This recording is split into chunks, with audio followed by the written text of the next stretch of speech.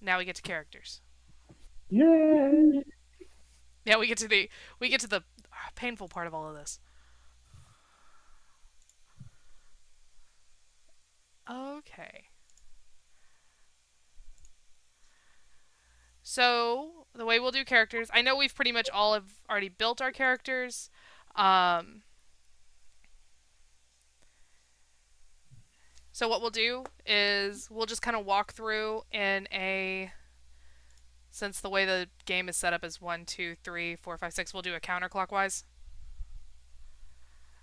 Um, so I guess I'll go first.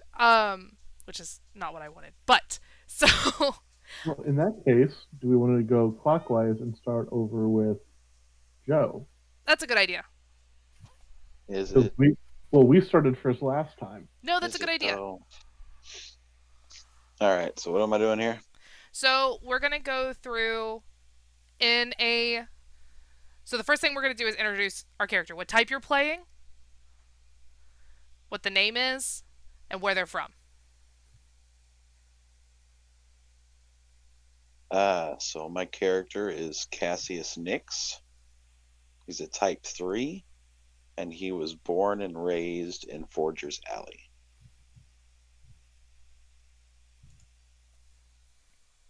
And then that would leave us to Leia.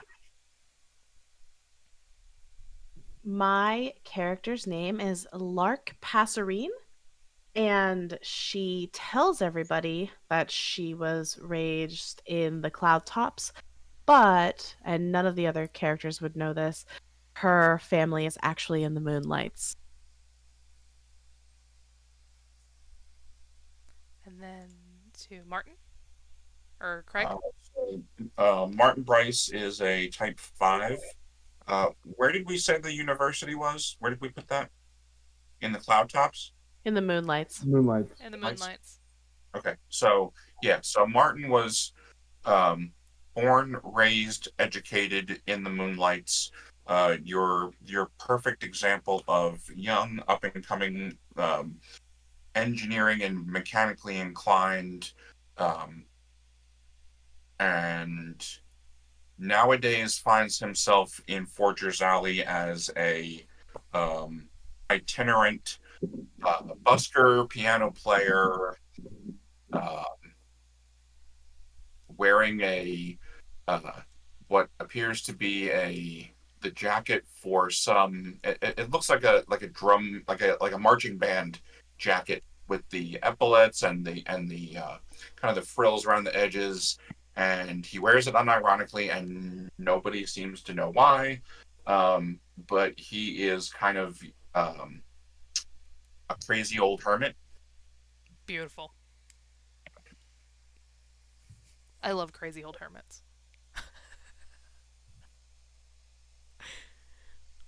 And I mean old in the sense that he's probably in his, I don't know, 50s. Oh, I like it. And then we get to Mimi. Yeah. So I am playing Sylvie Erin. She's type 2 nurturing supporter. Um, I just now kind of tweaked a little bit just to make it a little bit different. Um, she is actually a half breed of a Moonlight and Sun Court, but she's from a prestigious family from the Sun Court. She ran away to Forger's Alley for reasons that she has yet to tell anybody. Okay. And Grimm.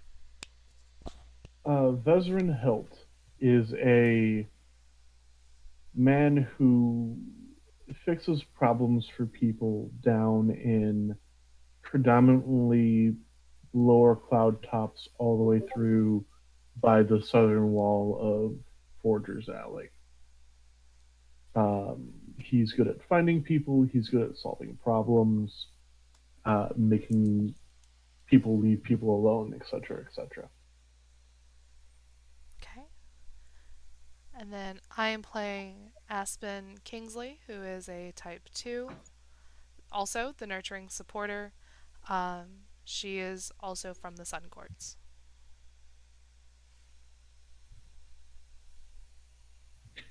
Hey, Squidsy, Hmm. I have a question for you. We're not there yet. Okay. No, I'm kidding. What's No, we're good.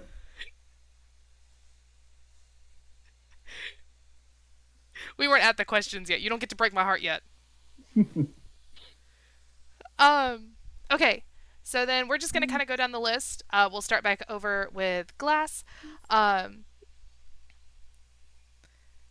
So. Oh my gosh. It's hard to explain when I'm not looking at the other character sheet. Well, my first section is the value you seek is, and then there are 3 options of which you're supposed to pick 2. Yes. So your desire is to be. Read out your desire. The value I seek in myself. That's the thing. The desire is to be valued by others. There we go. And then the next 2 bullet points for me. And then the values that Cassius seeks are to be high achieving and self-aggrandizing. And then what do they struggle with? Self-aggrandizing. Often struggles with fear of. Is there fear of or just right? Self-image. Perfect. Leia would be next, and then we'll go clockwise from there. Wait, so what? Wait, I'm sorry. What all do you want me to share? So it's the first 3 bullet points: the desire, the pick 2, and then the struggle. Oh, okay.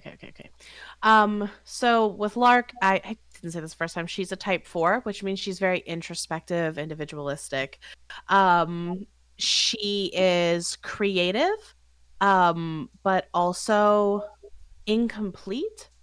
One of the big things that Lark is trying to do is figure herself out. She's very aware that she doesn't know who she is. She feels sort of half baked as a person.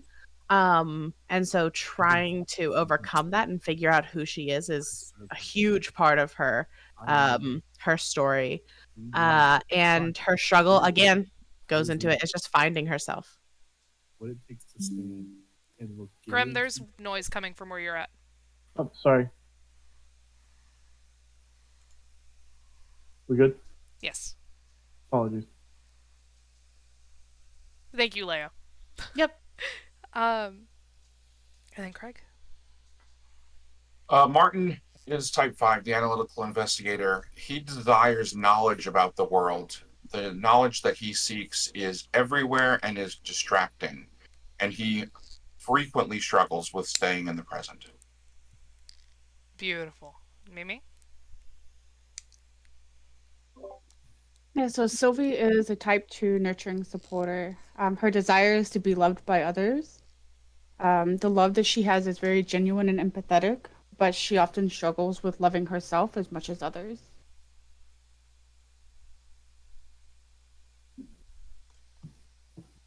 So Vezran is a type 8. His desire is to lead the way. The way he leads is protective and demanding. He often struggles with backing down when challenged. So, Aspen also desires to be loved by others. The love she has is genuine, but it's consuming. And she also struggles with loving herself as much as others. And then we can actually start down at the choose 3 that you show to others and 2 that show the true you. You are welcome to tell as little or as much there as you want. So the 3 things that people see: a well-rehearsed smile, so that others will pair his name with his achievements; a tailored jacket always ready to impress; and a scar on his hand, a deal made in blood. The thing that he tries to hide, but people may notice or may not, would be a bouncing leg when sitting still, nervous at the perception of others.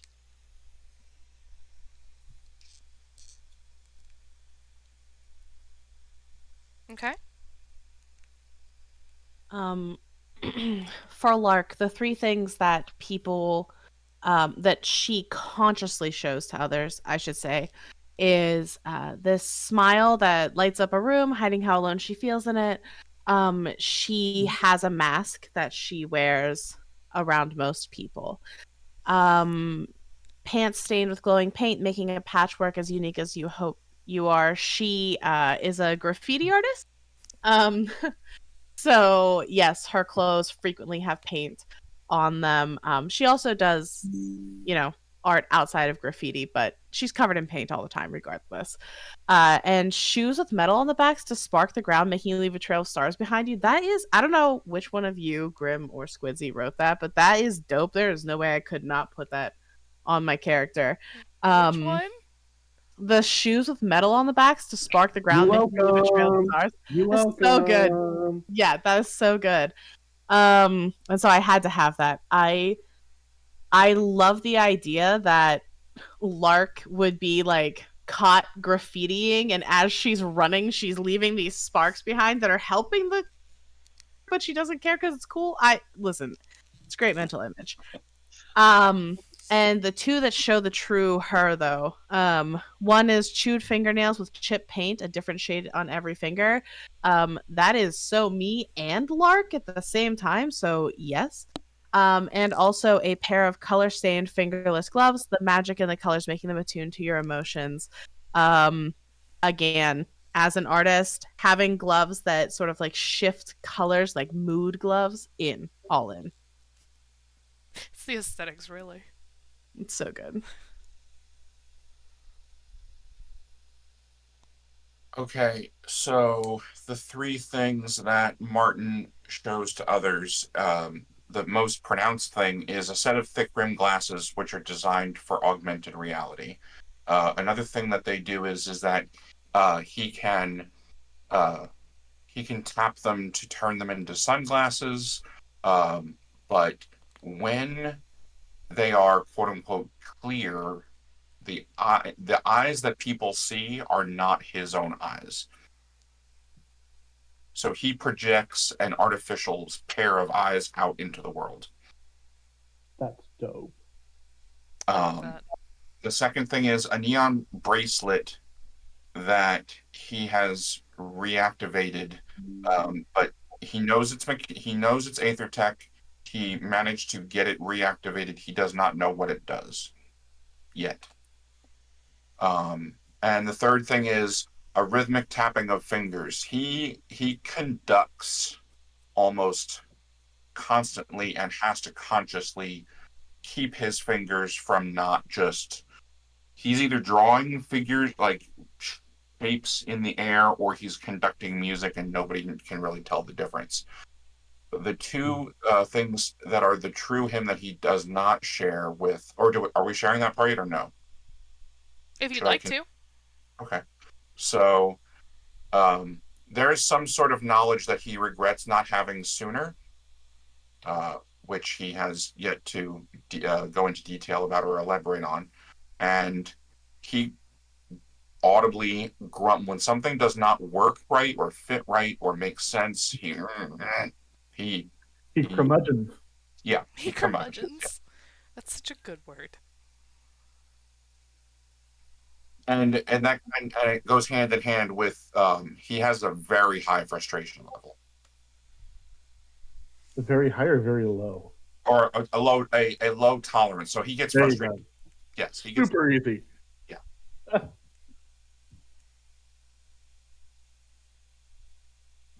Okay. I love this very curmudgeon old man.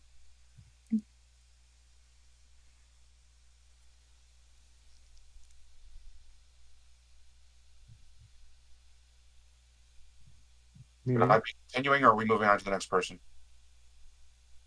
No, it's just it was the first pick three, then pick two. Okay.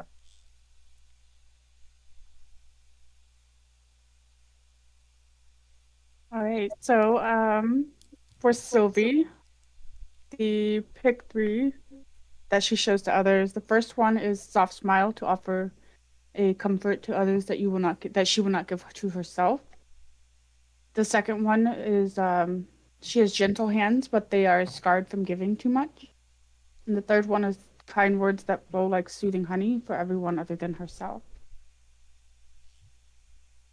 The two that show the true her. The first one is going to be a distant stare, looking out into nothing, trying to find a mental escape. And then the second one is a heart that she wears on her sleeve.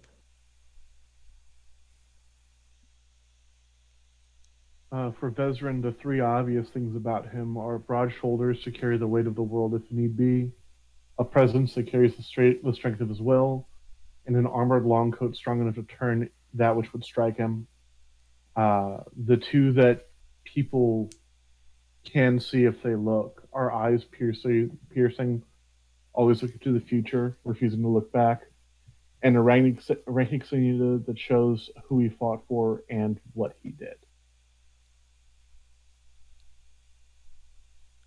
So Aspen's three that she shows to others is a soft smile to offer a comfort to others that she will not give to herself. Something she wears on her all the time is a friendship bracelet that she traded with another, ruined so that she'd always be able to find them. And then a pair of shoes that were written on by friends, telling a story of lost promises and forgotten love. The two things that show the true her, but she doesn't quite show to others, are gentle hands scarred from giving too much, and a distant stare looking out into nothing, trying to find a mental escape. So then we'd move to the pick three that you will hold close and one that you left behind. If we want, we can just choose one to tell the table about. One thing that people will most certainly notice about Cassius is that he has a set of fidget rings, um, just seemingly randomly placed upon his fingers.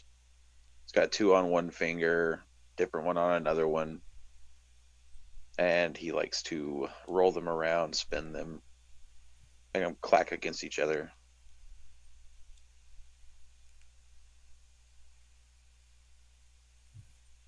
They're sort of ornate, about as ornate as you would expect for somebody who's lower middle class. Okay. For Lark, the item that I think you all would be most familiar with from when you first meet her would be her ether infused spray cans of paint that let you catch the stars themselves. I love the idea that the paint that she uses is ether infused, and so it's not flat. It has this sparkling Dimension. dimension to it. Yeah, it's not even, it's more than like glitter. Like the art that she creates has dimension, for now that word's stuck in my head. It It has depth. breathes. It breathes. Yeah. Craig, I Scintillating. was going to say, Such a Craig, good I want word. you to pronounce that word for me. Scintillating. Scintillating, yeah. Thank you. How are you going to pronounce it? We're not going there. We're moving, nope. Nope. Uh, All right, my turn.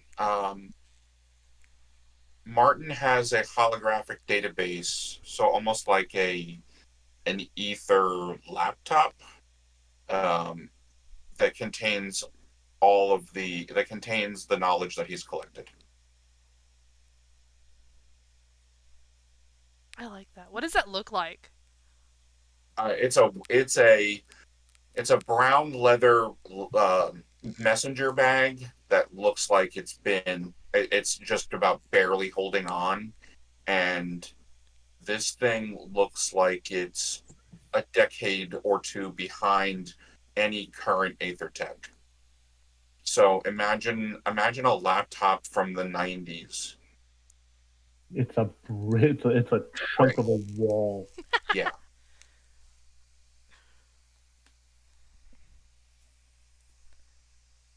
All right. Mimi?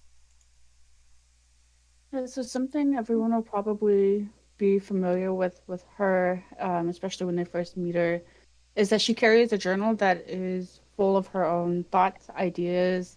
It's poetry, but it's also she's an artist, and there's a lot of emotions and feelings that she just doesn't either know how or comfortable expressing through words or conveying her thoughts into words for other people. So she likes to jot all of these down into this journal, in her sketchbook, basically.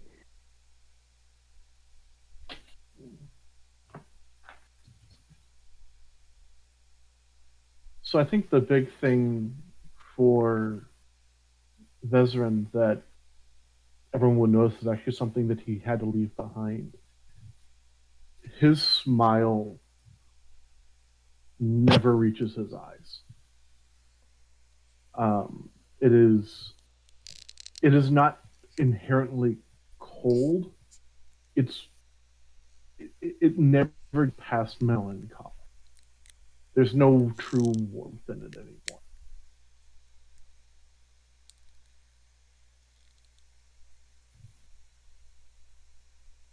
Damn, That's not heartbreaking at all. not at all. Nope, not at all. Look, I made an 8. Y'all, this makes it everybody's problem. So, one of the things that Aspen holds close that she has on her, especially if she goes down into like Forger's Alley, um, it's an aether pen that erases itself with the wind. It's a Skyrider. Um, so she can watch the world carry it away her hurt where no one will see it. But she also uses it as a way to tell stories to the children in the lower districts. Um, she uses it to create little little aether doodles in the air for the children, um, as she fills them with stories and fairy tales and things like that.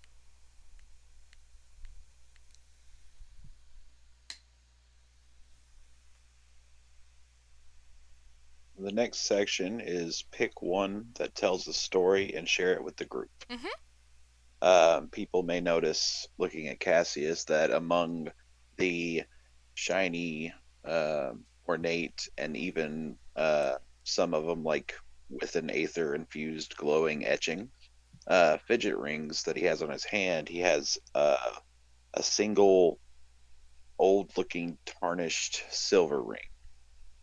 Uh, the story behind which you guys don't get to know yet. Okay. One item that tells a story for Lark. She has a bag of powdered colored chalk. I can't speak. Um, and it's it's a mixture of different colors that she uses in her work at times to add something else, but also she's been known to just like throw it down on sidewalks and stuff to make sprays and flashes of color places. That's cool. Throw at the eyes of the enforcers as she tries to run away with her sparkly shoes. I mean, she's definitely done stuff like that in before, yeah. As your counsel, that might or might not have happened. You can confirm nothing. Yeah. So Martin has a brass magnifier disc about the size of a silver dollar that he wears around his neck, and he will frequently hold it up in front of his AR goggles in order to see something, and there's no real rhyme or reason. Sometimes he does it when he's meeting somebody for the first time. Sometimes he does it when he's trying to read something, but he doesn't elaborate on what purpose it serves.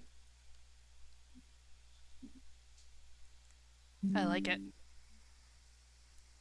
All the secrets.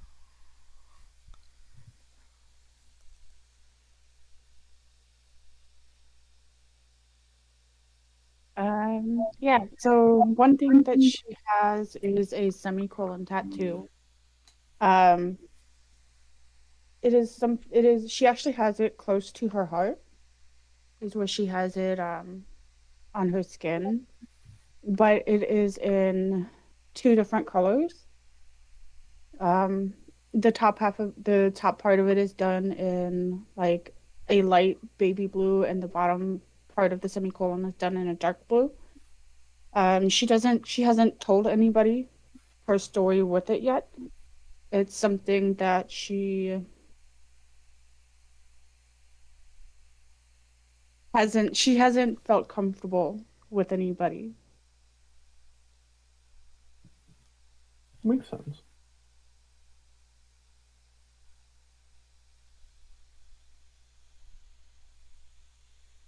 So, Vezerin always has his long coat on.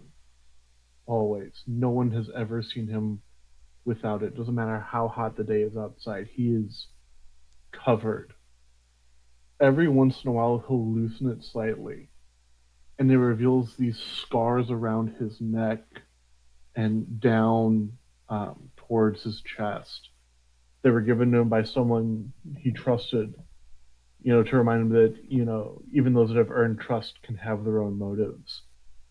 And it aches whenever he feels like someone is either talking about him or getting ready to throw him under the bus.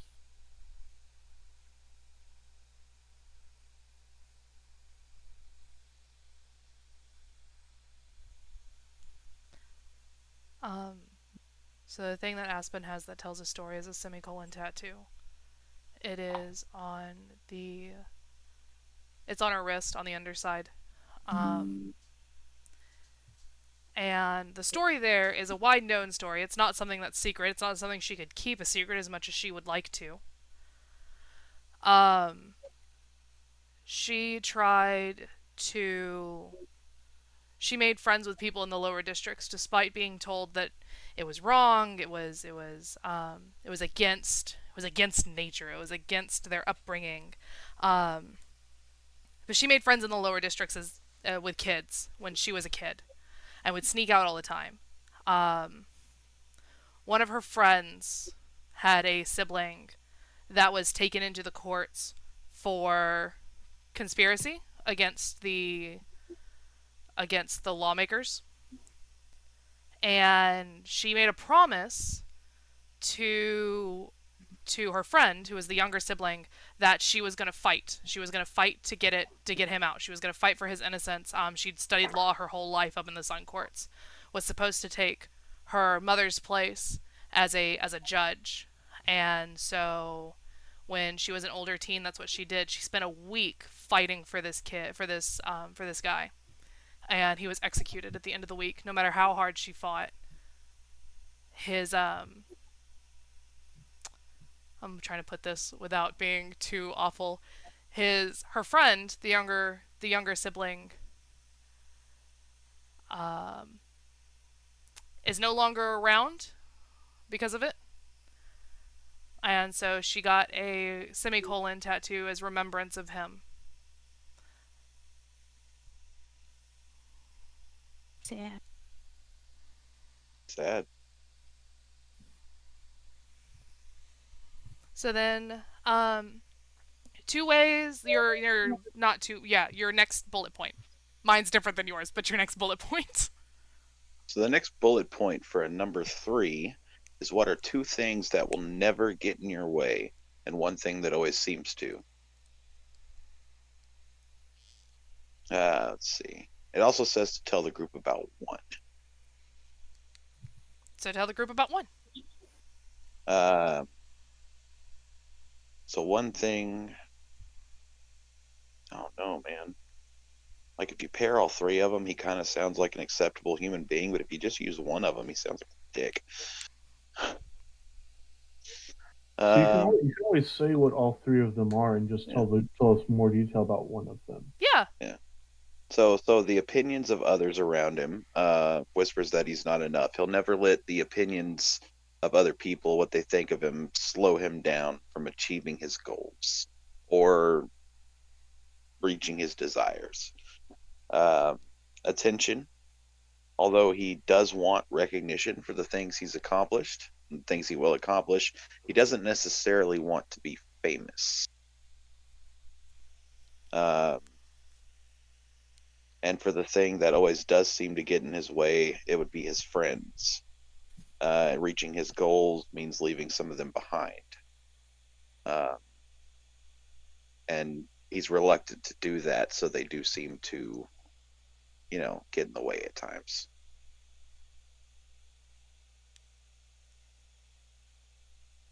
Okay. All right, so for number 4, also type 4, I mean. Also, I want to add, like, I am not adding a ton of detail in a lot of my answers because there's a lot of stuff I don't want known about Lark yet. No, I love it. So That's okay. no, I'm just saying, like, I do plan to break your hearts, but at a later date. Delayed emotional trauma. I love it. Yeah. Plus, I mean, she's a type 4, so she's a little guarded at first. And so I'm being a little guarded in what I share. Gotta Yeah. be a hipster and share later.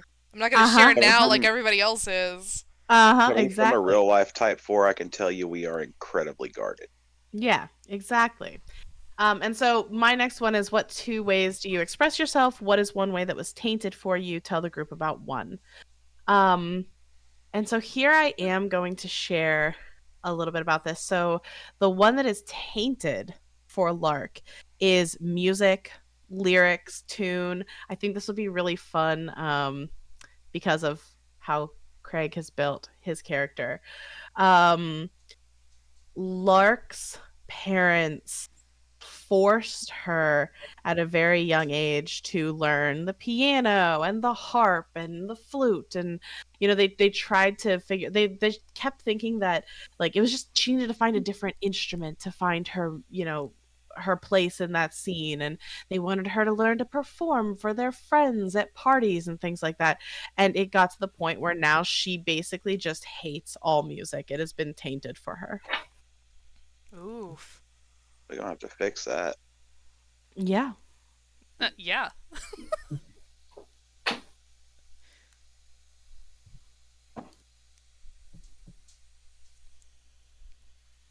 So when Martin, when he's in his moments where he's, your typical, remote worker on his laptop at the, maybe at the hole in the wall, or maybe at a coffee house somewhere in Forger's Alley, people have, when they look over his shoulder, it's not something that he kind of talks about, but people have seen on the screen of his this archaic laptop that he carries around, blueprints for complicated structures and mathematical and geometric charts to chart the stars.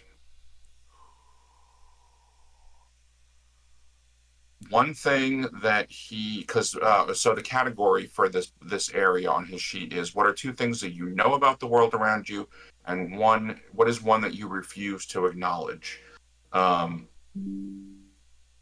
Martin has a theory that he has shared with a few people that are willing to listen because it's really off the rails, but he refuses to acknowledge the mainstream conception of what Aether is, the way that it is generated and the way that it is used. I like it. Whatever you say, Avalanche. What's that? So whatever you say, Avalanche. Final Fantasy VII, Avalanche. No. It's been a long time since I played that. I didn't get the reference either. Never mind. Damn world.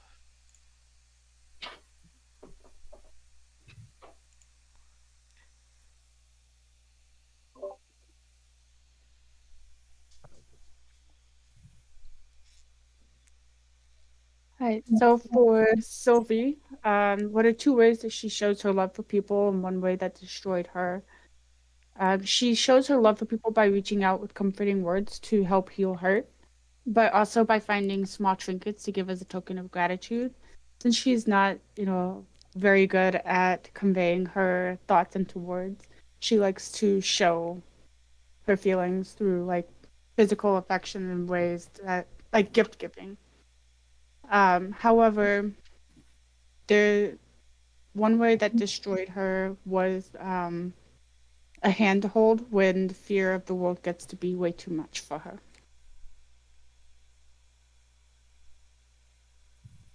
So Vezerin, so for type 8, the question is what two were you able to protect and what one was taken from you? Tell the group about one of them. The two things that Vezerin were able to protect was a stranger who came to him for help because he was the only one that could, and then a war that he had rescued from a situation outside of the kid's control, and they trusted him implicitly. The one thing that was taken from him was the one that he learned to trust with everything.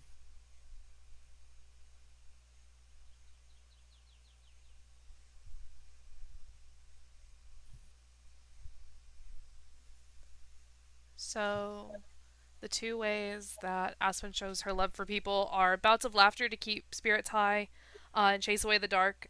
Just to tell a little bit more about that one, that's something she learned watching the kids in the lower districts, is they were really good about just getting up, giggling, and dusting it off, and keep going. As long as you're laughing, you're having a good time. And then the other one is a hand to hold when the fear of the world gets to be too much.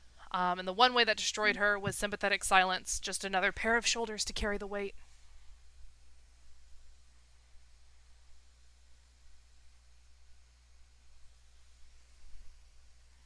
And so then that last bullet point.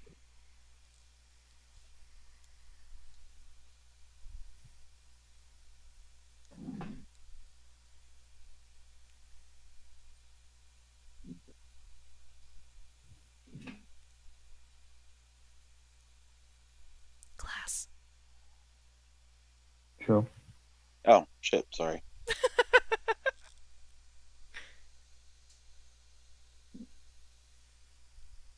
So for the number 3, um, that is, what is one goal that you've achieved and often talk about, and what is one that will never be achieved? Tell the group about them. Uh, so one goal that Cassius did achieve, as I'd mentioned previously off of the recording process, Cassius isn't exactly a law-abiding citizen.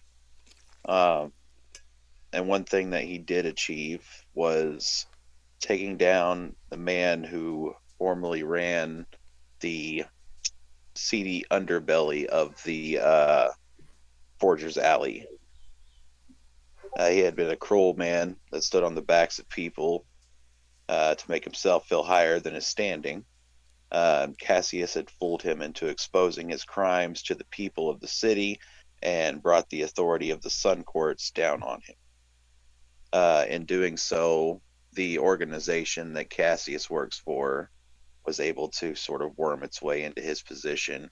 And while they're still, again, not exactly law abiding citizens, they are not evil, we could According to say, who? according to them. Yeah. And one goal that he really would love to see achieved, but he knows never will happen, would be taking down the Sun Court themselves and giving the city to the people. I love how there's already so much conflict in this character set group.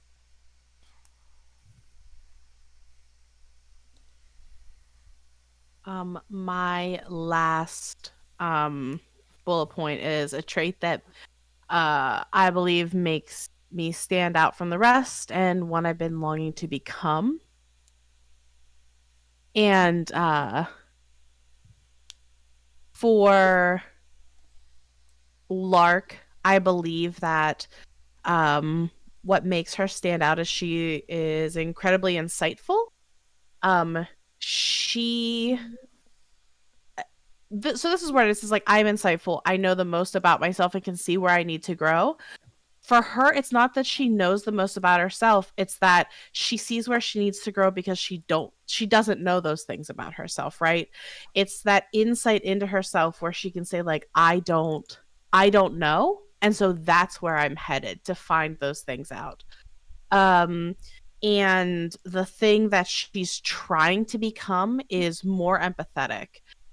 She wants to feel her emotions, and she wants to be able to relate to the emotions of her friends to be able to help them through it, because up until this point she's been very much in like flight mode, very much kind of drifting and introspective, and she wants to open up and open herself up to the experiences of those around her. I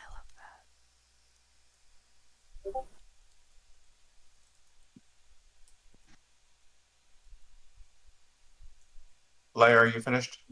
Yes. So my last bullet point is one. What is one thing you know about yourself, and what is one thing you refuse to acknowledge? Um, one The one thing that Martin refuses to acknowledge is that by the time his time is through in the world, that he will not have been able to learn and discover everything. So basically, he refuses to acknowledge that there are limitations set on his understanding of the universe.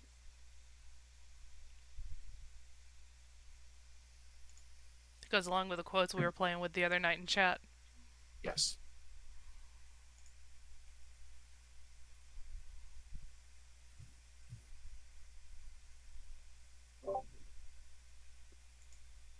So for type 2, the nurturing supporter, the bullet point is what is one promise that you kept and what is one that you broke?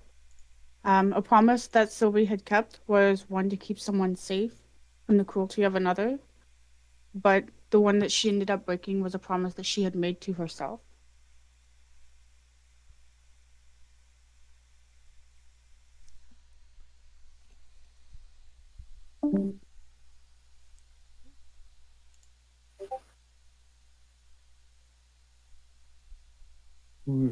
Okay. Um, for Vezrin and Type 8, it is what is one order you will give it at a moment's notice, and what command will you never order again? The command he'll always give is to rally. You've come so far, to give up now means that everything that was done was for nothing. And the one that he will never order again is to take no prisoner. After how those that you are against have hurt others, they deserve no quarter. Um, I'm going to keep both of those a secret for now, due to backstory. So for Aspen, the one promise that she kept was a promise to another to keep moving forward even if the world is crumbling. And then the one that she broke, which, of course, every district knows, from the Sun Courts to the rivers, um, the Sun Courts made sure of it, was a promise to keep someone safe from the cruelty of another. That's the one she broke.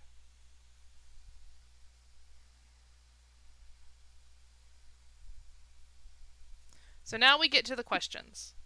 Um, do we want to do both questions at the same time, or do we want to just do one to the left and then we'll come around to one to the right? I think we should do both questions at the same, like one, each It's person, both their questions. Yeah, it's more impactful, I think, if we do it that way. Perfect. Let's do that then. Okay, let me take a look here at this table.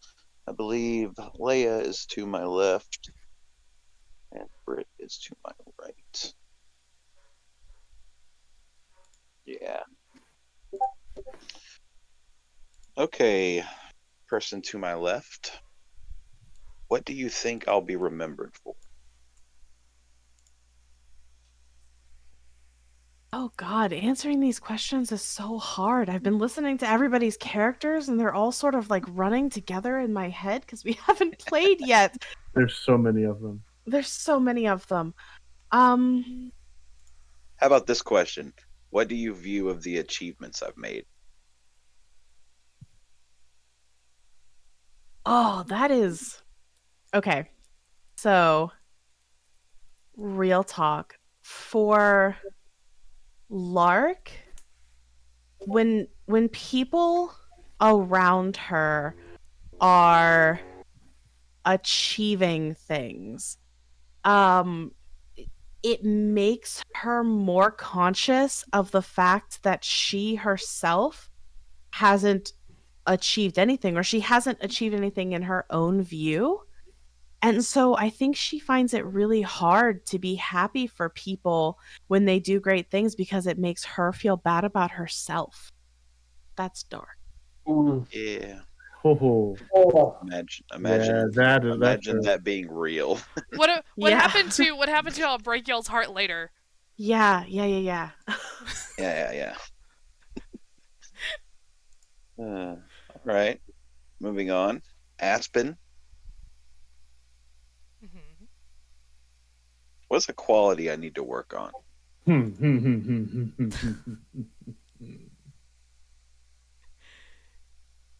So, a quality that Aspen thinks Cassius should work on.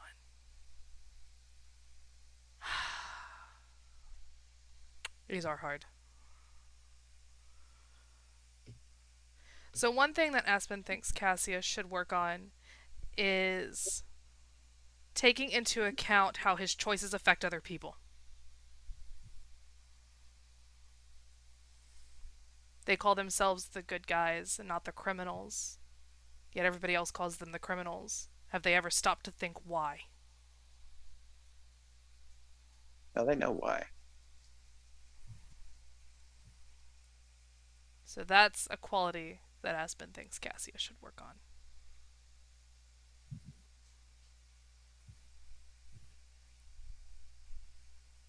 And we get to Lark. Okay. So person on my left, Martin.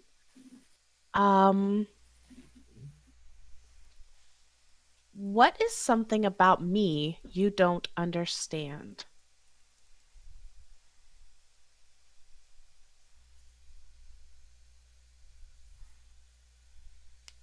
Why you're so ashamed to let people know who you really are.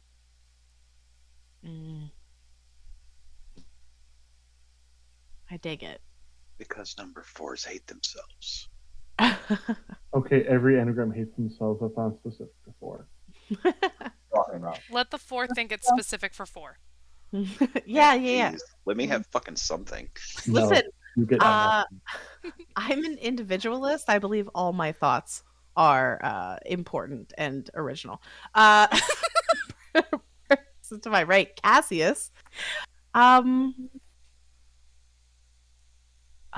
these are good questions. Thank you. Do you find me interesting? I do. I do.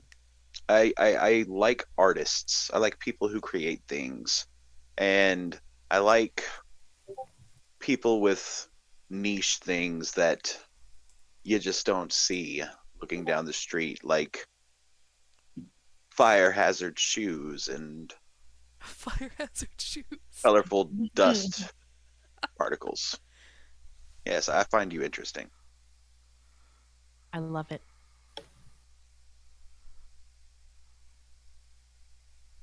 Martin. All right. So to my left is Sylvie. Sylvie, what is one thing that I have taught you?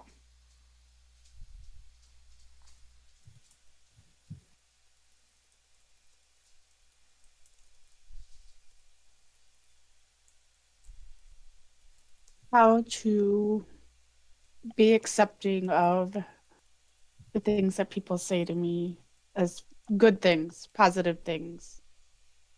How to not, I'm trying to figure out the best way to word it. How to I, take a compliment, basically.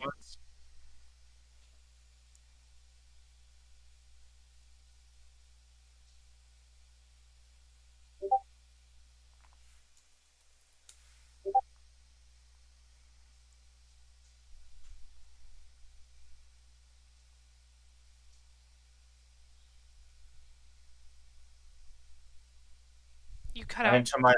to my right. So the one thing that I taught Sylvie how to accept the positive things that people say about me. Did I get that right? Yes. Okay. So to my right is Lark.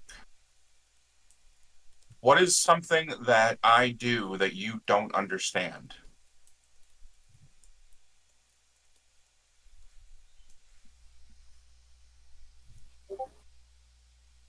Think it's so the music and the busking for two reasons, right? The first is that Lark dislikes music. She understands that's a her thing. But also, like, you're putting yourself out there in those moments. You're not afraid to show who you are and to stand out and to take center stage. And for Lark, that is terrifying and also really intriguing. And so I imagine in those moments, Martin would see Lark watching him and listening and thinking like, oh, maybe like she's into the music and stuff, but really Lark is just in her head thinking like, man, why can't I do that? Why can't I get there? You know? Gotcha. I like it.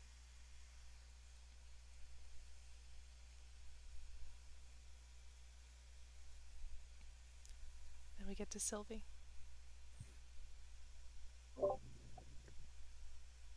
Yeah. Wait, are we on Sylvie yet? Yes, Yes. yes. Okay. Okay. Um, so what is one person to my left is going to be? Me. All right. So, my dear lucky person, what is one thing that you want me to learn? That it's not your fault.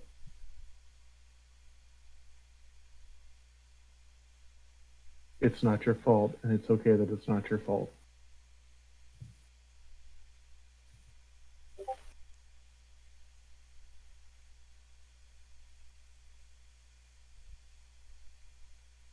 All righty. So it's not my fault. It's a Yep. hard lesson. And then to my right, so Martin, what can I do to better deserve your love or your affections?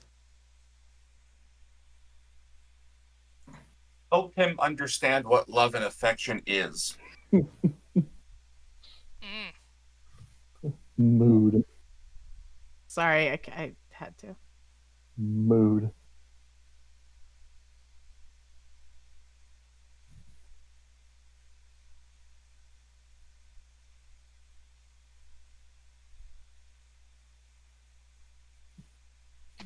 So it's my turn. All right. Squidsy. See, I'm not excited for this.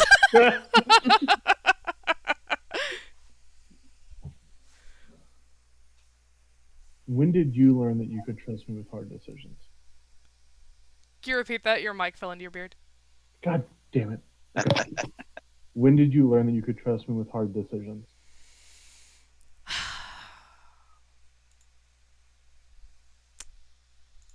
Oop, wrong one. Aspen learned that she could trust Vess with hard decisions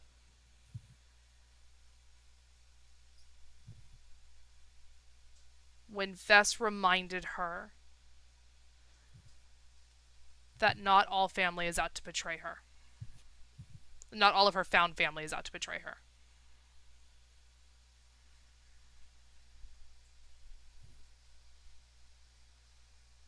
Okay. Mimi. Oh, what you got? What is the hard truth that I gave you that you didn't want to but did accept?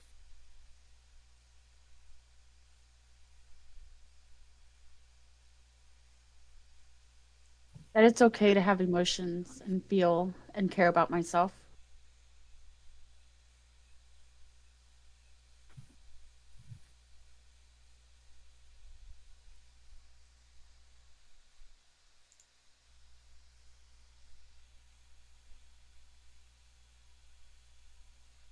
So I'm actually going to write this down. Glass. Yeah.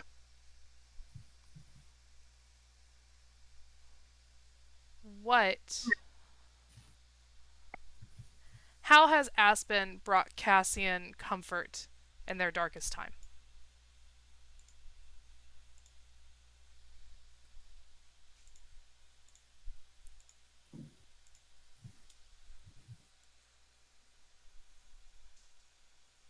Cassius likes knowing that there's someone else besides him who's out there on the streets looking out for like the kids in the neighborhoods.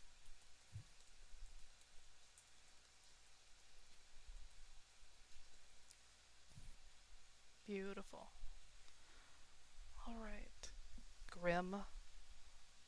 Yes. Debating how much I want to hurt myself because that's really what these are going to do to me. I don't know what you're talking about.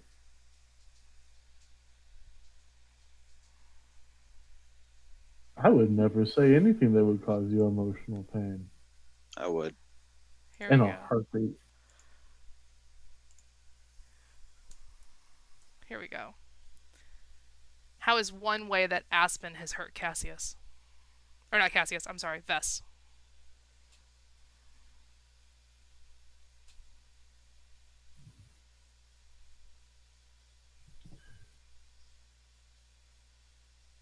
She didn't trust him to do the right thing. He was going to assist with a lost child, and because of his demeanor and appearance, Aspen cut him off before he had the chance to do what he was going to do.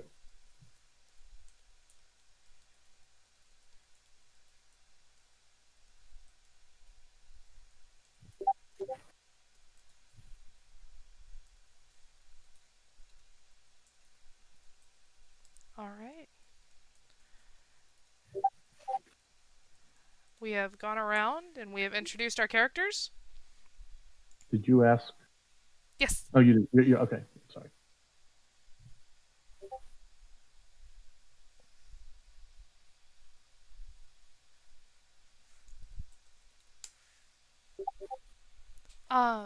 We still have about 40 minutes left. Do we want to get into some play? Yes. Well then, we have created our characters. We have made the world that we are going to play in, and yeah, we're going to get a little bit of play in. But, before that, speaking of play, have you ever heard of Slay the Stars? It's no secret that us here at Lost Guide Games absolutely adore them and everything that they do, but, I don't have to tell you how wonderful they are. I'll let them tell you that instead. What is Slay the Stars? Oh. Come with us and enjoy a chaotic D&D hot pot, a dash of cosmic fantasy, a few cloves of dark fairy tales. And that's the entire bottle of shenaniganery. Oh dear. Oh no. Listen in every other Tuesday at noon Eastern Standard Time on any major streaming platform. SlayTheStars.com. Persomnia ad Astra. Live. So, we've dealt out 5 cards, each to everybody as a starting hand. And yeah, where in our city do we want to start? The hole in the wall. That's what I was thinking. I dig that, yeah. So, have our characters all met yet? I think some of them have. I like to think that we all know about, we've seen each right. other. So I think that we know the characters we ask questions to. at a little bit of a Yeah. deeper level, simply because that's how we were able to answer those questions. I like And that. because of that, we have a network together because everybody with at least with at least 2 years of separation knows everybody else. Agreed. So we probably know name and face. We might know a couple of things about the person. We might not know everybody about everything about everybody around the table. I like that. So, for example, Cassius would most closely know uh, Aspen and Lark. Mm-hmm. Correct.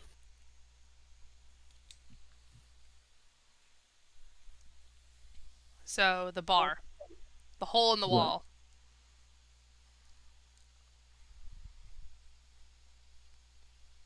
Play me a song, Mr. Piano Man. Oh yeah, I mean that's already happening. Like I mean, Martin is a fixture. If there isn't somebody that's already sitting at the piano, then he's there. I think that Martin's at the piano. I see Vess being. There's not a ordered bouncer at the door, but Vess keeps himself close to the door just in case there is a problem, and they kind of ply him with drinks to make sure that he remains as such. Lark is sitting in a corner booth on the opposite side from where the piano is, trying to stay as far away from the noise as possible. And she is currently sketching and sipping at a glass of wine. Vess offers her a set of headphones. Thank you so much. I get it. Alternative to that, Cassius is actually sitting at the bar quite close to the piano because that's really the only reason he likes to come here is because even though he doesn't know Martin or the first thing about him really, except for like his name, he likes his playing.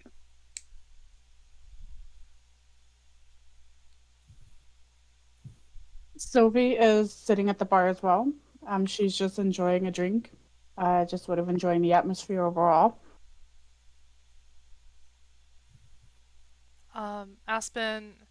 Aspen is in a booth against the wall on her own, just kind of keeping an eye on things, separate from everybody, writing in a small journal that she holds.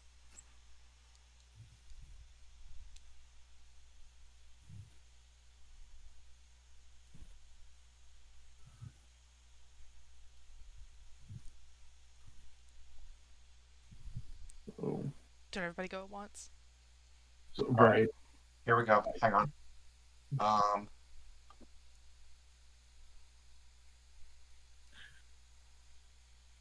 Oh, we love that. Love to see That it. that fates. So for everyone watching at home, spades are a fantastic special kind of card. One of the great uses of spades is for moments like right now. No one says anything, that's fine. We just played a card to make something happen. And that card would be Squidsy. I'm getting that right now. I say as I accidentally just closed it out. Of course. Of course. Why would I have that open? That would be silly. Luckily, I know our folders.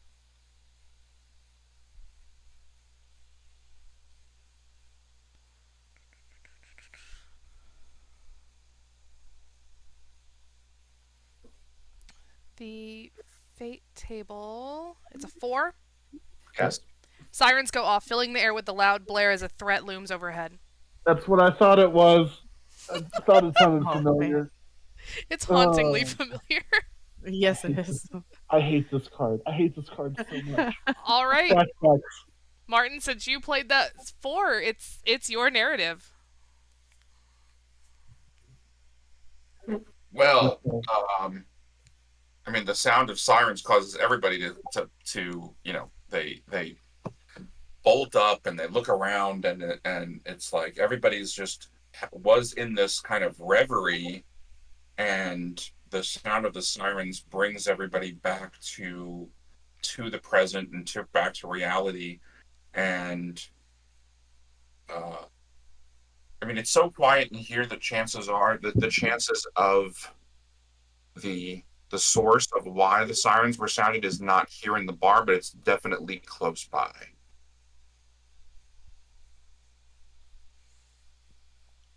Aspen is definitely scrambling to her feet.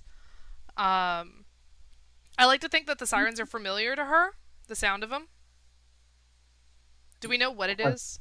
I was going to say, question: does anyone have a idea on what the sirens are? Because if no one else does, I have an idea. So we're at the hole in the wall. So we're on the edge between Forger's Alley and the Rust, right? Mm-hmm. Correct. Can we hear if the sirens? I'm sorry, was this already said? Like which direction they seem to be coming from? Nope, we haven't decided any of that yet. Yeah, just that they're close, but they're Okay. and whatever caused them to go off, it seems like it's close, but it's not here inside the bar. Okay. So does anyone have a thought? Because if no one else does, I do. Go for it. Cool. I think that there is an aether fire on the river.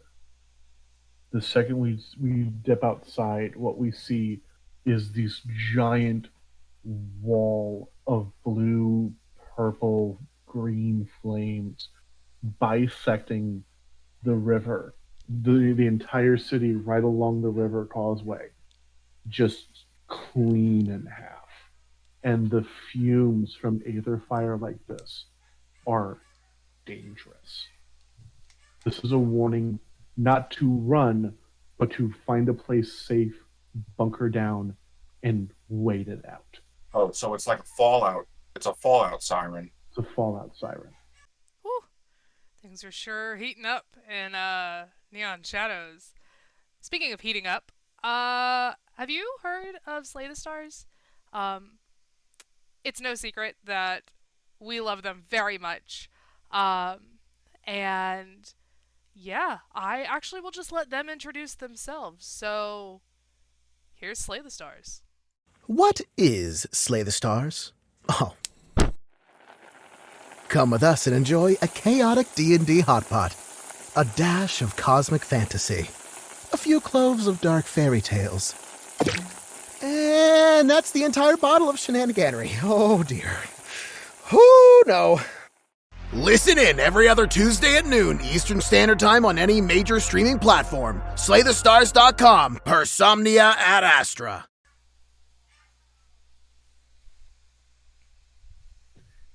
Aether smoke is damaging. All right, boys and girls, you know what that sound means. Let's go, move it. He stops playing the Martin stops playing the piano, closes the lid over the keys with a.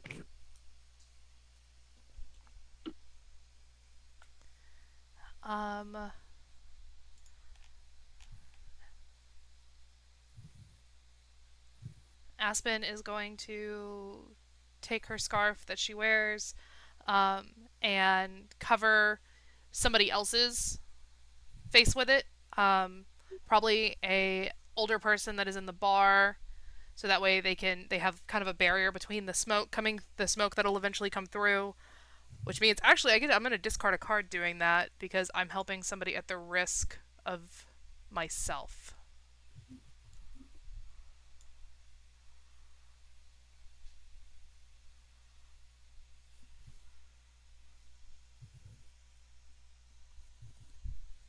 And following Martin and the people and where they're going for shelter.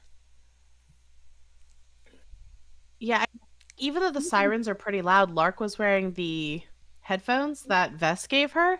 So at first she's just thinking like, oh, like something must be happening, like maybe it's the police or something, and then they start getting louder and louder and she's like, oh no, and she takes the headset off and she immediately eyes wide, unsure what to do, panics, sees Vess is still near her and just kind of like moves over towards him and is waiting to figure out where to go next. Right. So Vess is actually kind of keeping an eye out in general, and,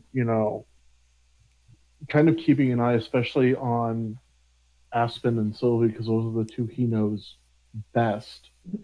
Um, if any of them were trying to we're going to do something stupid, run out into where the smoke is going to be, he'd grab them by he'd tap their shoulder and say, no, we're staying together.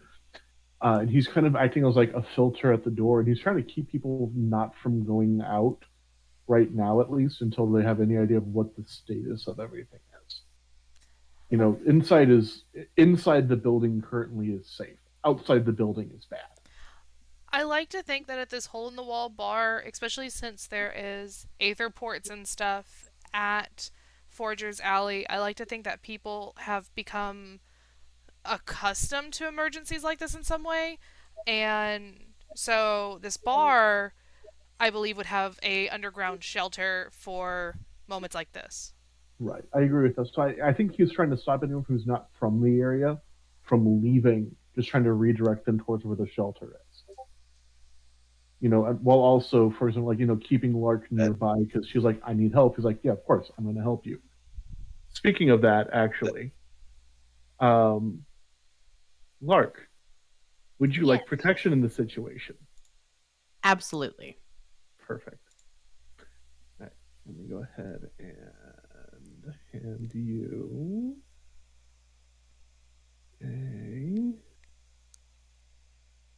one of these, and I will take a card from you because we are trading. Right. I was gonna say, kind of playing on what Britt said about the people being used to this sort of thing. Cassius just kind of sighs, mutters something about not getting a peaceful night, and walks over to a supply closet, opens it up, and pulls out a box containing several gas masks and starts passing them out.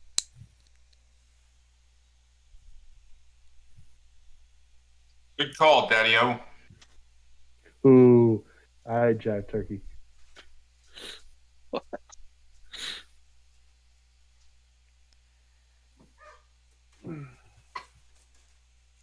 Okay, so people are headed to the shelter.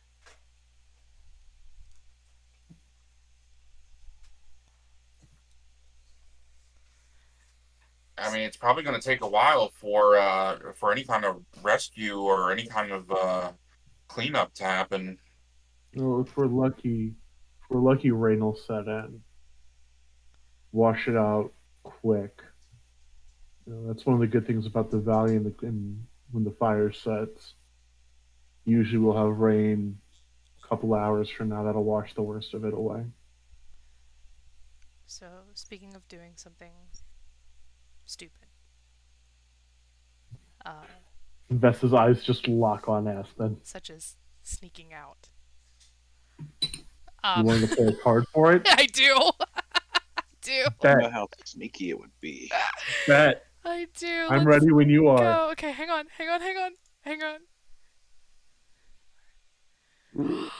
Let's go. Let's go. Okay. 3, 2, 1, turn. So, since you played a physical, I trump physical in this situation with hearts, as I bring empathy to the situation. Okay. But what did Aspen do to get Vess's attention? No, Vess is at the door. There's only one way out of the club. Right. Yeah, that's where I'm about to. So Aspen, after all the gas masks have been passed out, she's gonna take her scarf back, and kind of wrap it around the lower part of her face, and is going to start headed for the door, just like she pays rent doing? where she's going. What are you doing? We're not doing this. No, I need to go see what's going on. Aspen. Vess, look. Aspen, we don't need to be doing this. Listen. 2 hours till will come in. I just want to go make sure that things are getting taken care of. They're supposed to have measures, and she's talking low, so that really only Vess, or unless somebody's super close to Vess, can hear. Yeah, I'm there. So great. Lark gets to hear all of it. As this exchange is happening, Cassius just kind of slips his mask over his face and then slides behind Vess. Nope. Hang on. Play for it. Hang on. Let's resolve this one.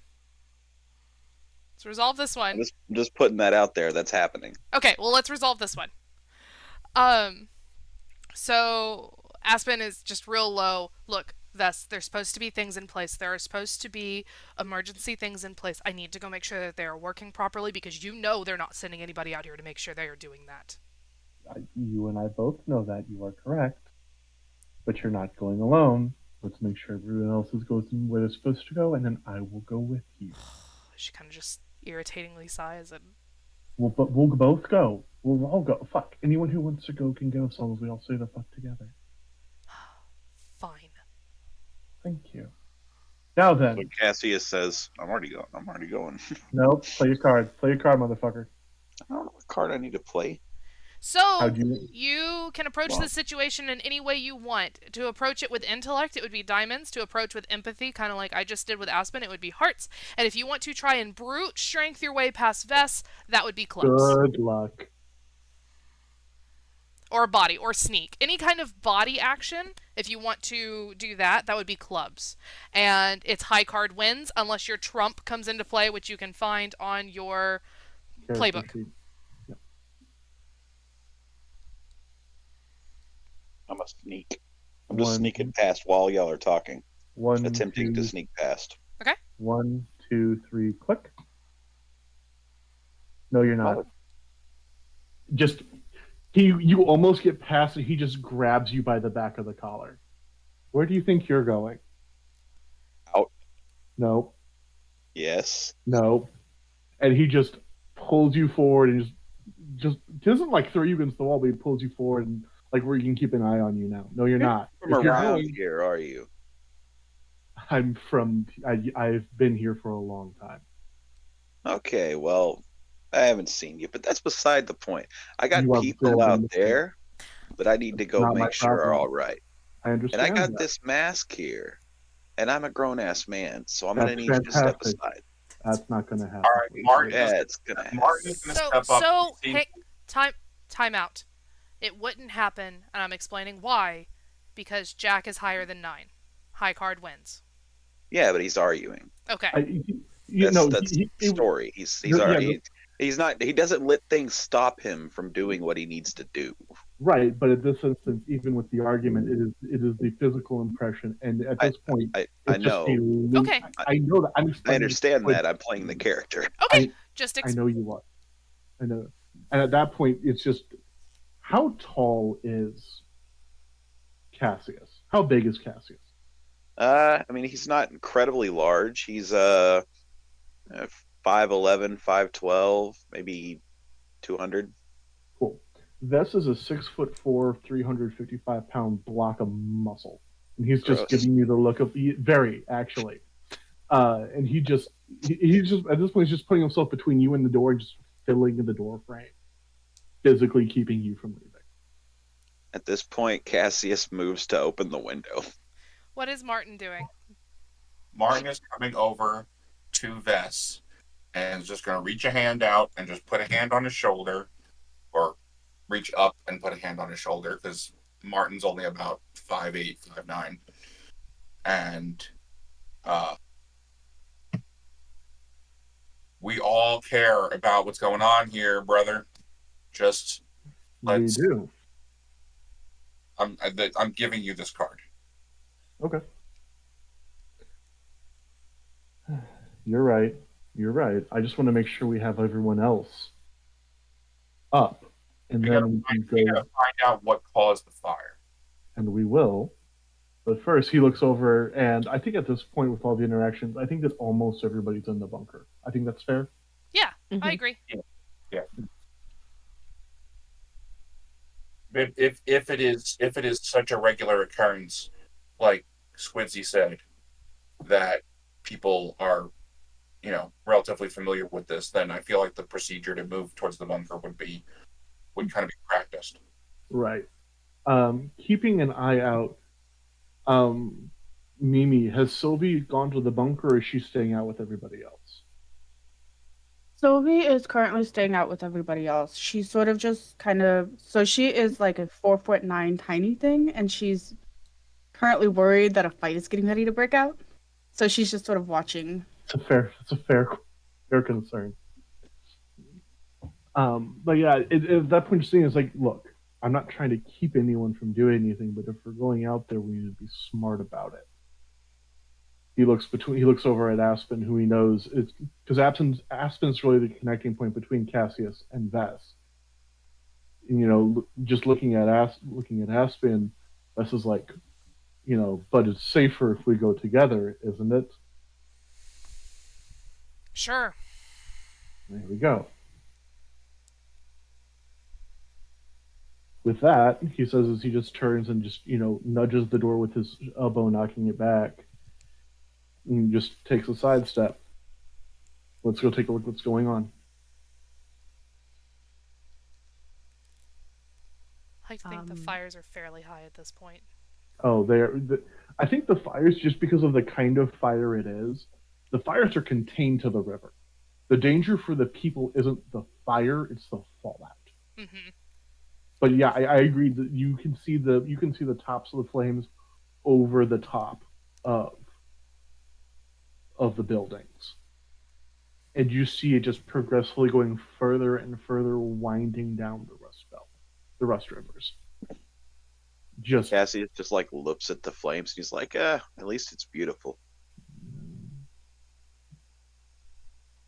That's a word for it.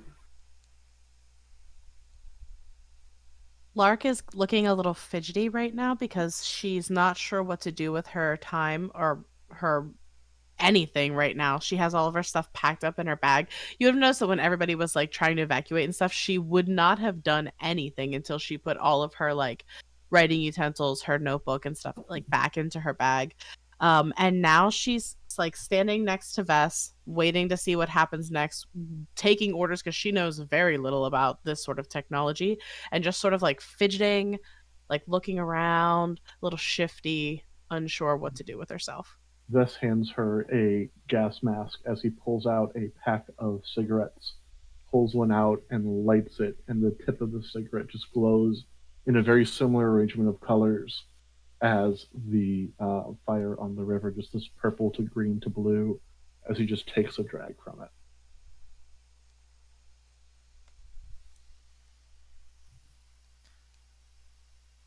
Lark's going to sort of like you there's a fire and you're smoking. I feel like there's something ironic about that. You have no idea. Vess says as he takes another drag of his cigarette. At this point, Cassie is just like, I left mine sitting at the bar. Can I bum one of those? These are not safe for most people. He says as he takes a drag. As he says as he just looks them up and down. So this is what anyone wants to notice. One of his eyes, he doesn't have heterochromia. One of his eyes is an aether eye implant. As he just takes a smoke. What's that? Your own special blend there, brother?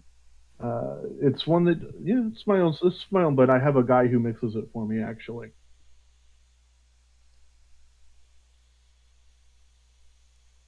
Cassius just shrugs and says, all right, it can wait. I'm headed to the river to make sure that people have evacuated. Aspen is currently looking along the river line. She's looking actually past the wall a little bit. Kind of where the where the markets are, and down the river, and is like looking for something. And kind of is mumbling to herself about a lot of not caring, so much for things like that. The is Aspen's bracelet visible? Yes. Martin's gonna mosey in her general direction.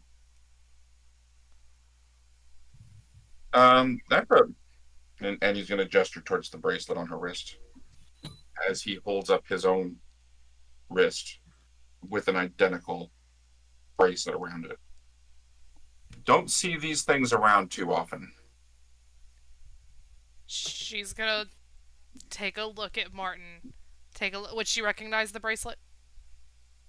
Other than it's identical to hers. Okay, but not if it's something special. No. The only thing that would strike her fancy is that it looks the same. Okay. She looks at it and she kind of gives a very half-hearted, bittersweet kind of smile, and goes, "It's nice to know other people have them." Um, I still haven't completely figured out what it does yet. It's taking power, but that's about all I can tell right now. so it wasn't given to you? She's very distracted as she's asking these questions. She's very distracted as she's searching the sky, as she's searching the river, hoping something comes down. No, I found it. Um, thought it was an interesting puzzle trying to put it back together again. Where, son of a bitch, where are they? Where'd you find it? Everything okay there? Yeah, I'm waiting on something.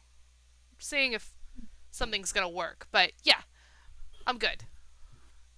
And Uh, I found it. A little ways outside of town. I don't know, some abandoned factory.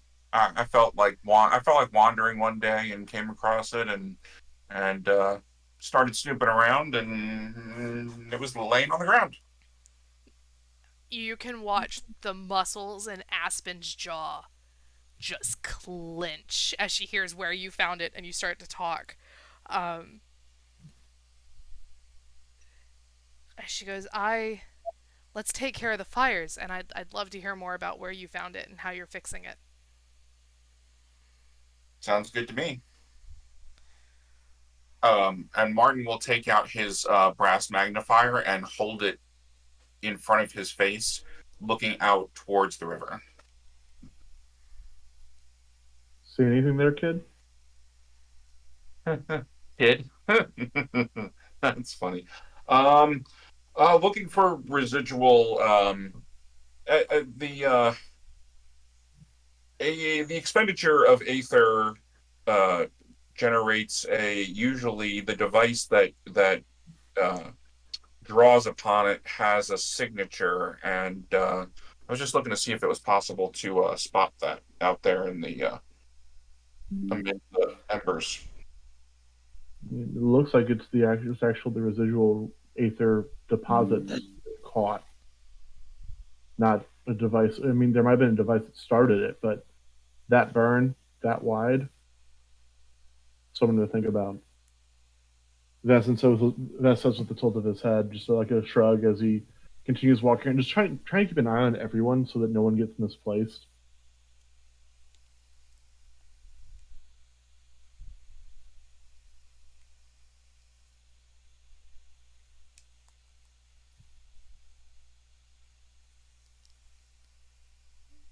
So I do want to call time to the hour. If we want to end this scene, I have an idea.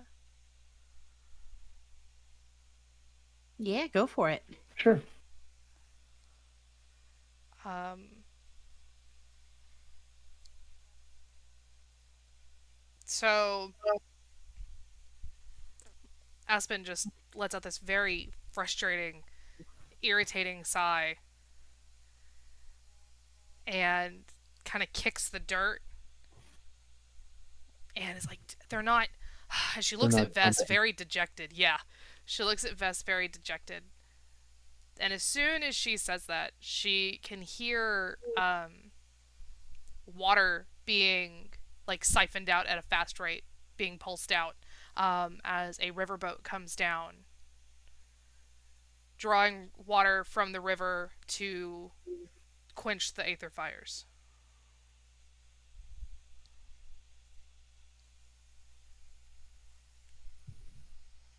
Or to So look attempt at to that. quench the aether Right. fires. I mean, refined ether is not going to go up on its own. It had to have a catalyst. It could have been as easy as a malfunctioning engine throwing a spark at the wrong place at the wrong time. That's what they want. Usually it takes a larger source than that, but I've seen refined ether go off on small sparks before. When Aspen sees the boat come down, her face kind of lights up a little bit more.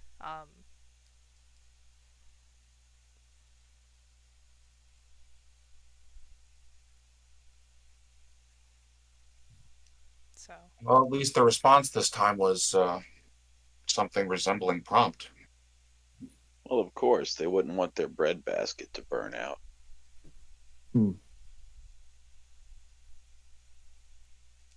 Come on, Aspen. Let's go make sure the kids in the kids' home got to safety. Yeah, and that's where we can call it there. Yeah. Next stop, children's home. Next stop, yeah, children's home. Halfway house, depending on what age they are. Yep.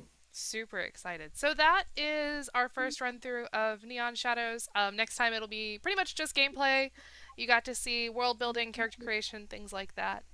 Yeah. So we'll see you all next time. Thank you. Bye. Bye. Bye. So that is the beginning of Neon Shadows. We've covered world building and character creation. We even got a little bit of play in with some mechanics in. Fantastic. What perils will this world that we build hold for us next? Will the children be okay? Will any of the rumors crop up next time? And if so, which ones? Keep an eye out, and we'll see you next time on Midnight Walks, Neon Shadows.